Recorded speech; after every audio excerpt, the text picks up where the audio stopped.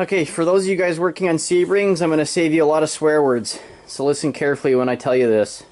This is how your alternator is going to sit in the vehicle, facing up against the engine. These are your top two bolts that you're going to see right there. This is the pain in the ass bolt right here. Now, you might be able to get at it from the top. Yes, you can. I've done it that way before. But what you want to do, this is all you need to get it off. I have a 1/4 inch ratchet. I have a 1/2 inch on here, but use a 13. This is just a tighter fit so it doesn't slip off. I mean, if you can do it that way, sweet. So what you do, not from the top, you're going to go down underneath and you're going to point up, and you're going to take this splash shield cover off here with just a couple body retainers, and then you actually have just enough room in there where you can sneak around, find the bolt on this, put your socket on the bolt first. So that's why the 1/2 inch is better to be used when it's just a little extra tight. Then you can get your ratchet on top and then loosen it off, because it's really tight. So the shorter the ratchet, the better. You can use it with just a regular 1/2 inch or 13mm wrench as well. If you got a stubby, that works too. Oh, and in terms of getting it out, you want to pull it out the top. Best way to do it is take your 1 13mm bolt off from the head here. So this oil dipstick tube is loose. You want your engine harness. There's a clip that's onto the valve cover here and there. Just get something and pull it up.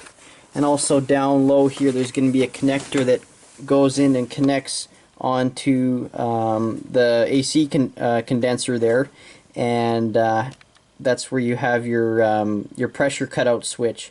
If you take that out, then you're able to pull your harness up and just barely squeak it over top of the valve cover, and it just kind of stays there nice. That way you have just enough room to squeeze it out and put her back in without having too many more swears come out.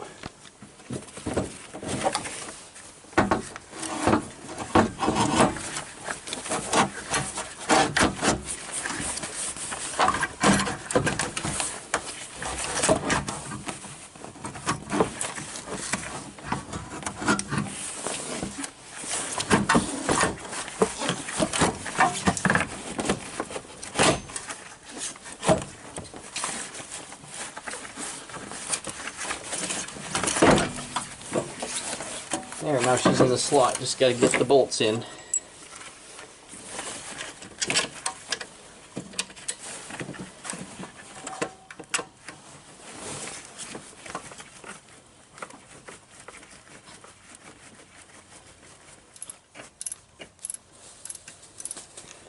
See why a short ratchet works a little better? Very tight parameters, but you have the most ratchet travel on the bottom. Versus the top, you got too many hoses in the way. Here's your pressure switch for your AC system. I can see with my hand and everything at the same time.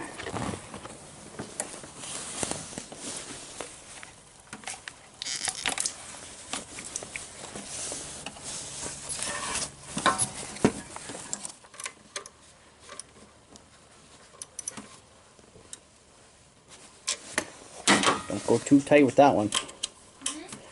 Got the alternator in anyways, all hooked up and ready to go. Is it good? Fuck, I don't know. It's from the Auto Wreckers, let's see. Okay, without getting super technical about this thing and just doing a quick alternator test just for visual and audible diagnosis. I'm not getting fancy. My battery voltage is kind of low. Let's see if this thing even starts.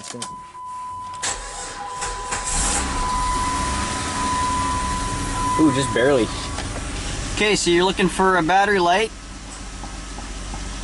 which I don't have. This thing, all the lights were flickering, which appears fairly stable. And in my previous videos, you would hear that weird whining sound, which I don't hear.